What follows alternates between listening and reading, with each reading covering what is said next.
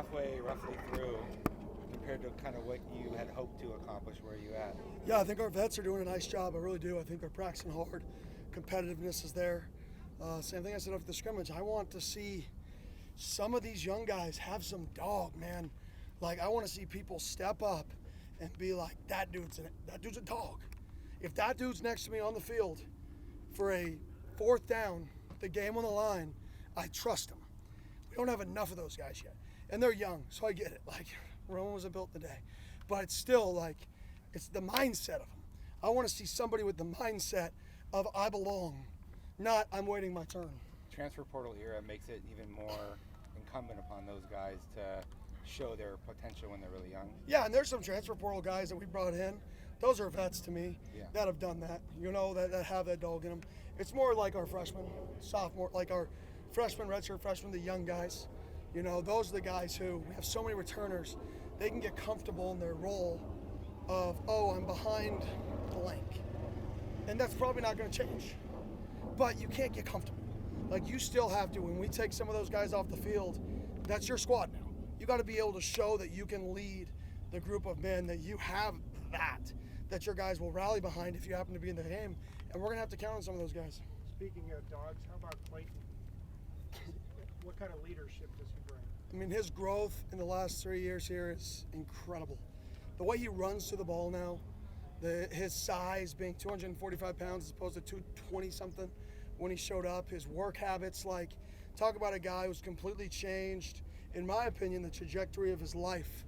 I think his life is going to be completely different. The Clayton now as opposed to the Clayton, 2.5 years ago when he showed up here. And that's what excites me, not just football, because I think football he's going to excel and he's going to have a chance at the next level. But his life, I think, is going to be drastically impacted by who he is today. Coach, it seems like media presence is only increasing. How do you keep the guys locked in and focused? Yeah, I mean, they're so used to it, and it's good. They're used to, the noise of that, and they're going to have that the rest of their life. That's the new day and age. So my biggest thing is we're not going to hide from it. We're not going to hide from the new normal. We're going to embrace the new normal. So I think they're used to that. But like I said, I think there's got to be something in you that internally you just want to be your best every day. All the external motivation is great, and we create a ton of external motivation in our program, whether it's one-on-ones in front of everybody, whether it's me in the team meeting room, calling you out, whatever that is. But the internal motivation to know, were you your very best today? That's a different type of motivation. And not everybody can find that. But the more people that can find it, the better you're going to be.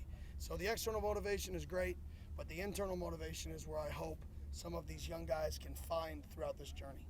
What kind of development have you seen out of the O-line so far this year? Yeah, obviously, when we go live, we take out, we're missing 3 starters from last year when we go live. So that group is kind of newer, whereas we have a lot of depth back at defensive line. So today was the first day where, when we took out, a couple of those high rep guys on offense and defense, where the offense just kicked the ever-living crap out of the defense. Now the negative was in 6 reps, 6 series, 4 offensive touchdowns, 2 turnovers. I mean, no team wins. We don't win on either side of the ball. There doesn't win. If we turn it over 4 times, we're not winning many games. If we give up 4 out of 6 touchdowns, we're not winning many games. So too many explosive plays on both sides of the ball in a negative light. What about how Sean Na'a's progressing and then Jametto's learning the system? Yeah, Jametto's obviously learning the system, big, long, physical. He's picking it up. It's a process. He's come from more of pass set, more line of scrimmage type teams, which is great. They're very successful systems. And we're just a little bit different with how we do that. So he's adjusting to that. And then Sean, I think, is returning to the Sean that, we saw his true freshman year. I think he's returning to that stage. Obviously last year was injured, banged up, so he never really got back. I think he's definitely trending in the right direction. And with development, when you talk about like the guys that came in last year for spring ball that graduated early, how have you seen on both like guys on offense, defense that did it, but just their growth with this install this spring? Yeah, I mean, we throw a lot at them. We're not going to slow down for a true freshman that shows up. So they're definitely going to be playing probably slower than they actually are. And we're all aware of that if you're thinking, you're not playing fast. So they're thinking, so they're not playing as fast as they could. But you saw Corey have a big play today on a slot post. I mean, you've seen a few guys. I mean, Makai is a guy who continues to show up for me as a guy who could help us this year. And not many times do true freshmen help you on on football teams that come off good years and lots of returners. So I'm not going to call this football team a good football team because we haven't played anybody. So we just have a lot of returners off a team that had success. But it's very hard to play on teams like that, and I think he's got a chance. Would you say you're using any new tactics or new mottos to keep these guys locked in and ready to go? Especially No, I mean at this point, people have moved on. Like it's not even a thought anymore, in my opinion. So we're so beyond that. It's about this football team. Everybody's focused on the right now. Everybody's focused on getting better. And like I told our seniors or everybody in the team meeting today, it's your responsibility as a senior, as a junior, as an upperclassman to set the standard for these young guys. You do not want to come back here in 6 years. Come back with all your teammates or 10 years and then celebrate last year's success and go watch a football team that sucks. Go watch a football team that doesn't play hard. Go watch a football team that doesn't compete. Go watch a football team that isn't physical. And that's everybody's responsibility. It's everybody's responsibility that if you want not just the present to be good, but also the future to be good, it's those upperclassmen's responsibility to keep that standard and not allow it to drop.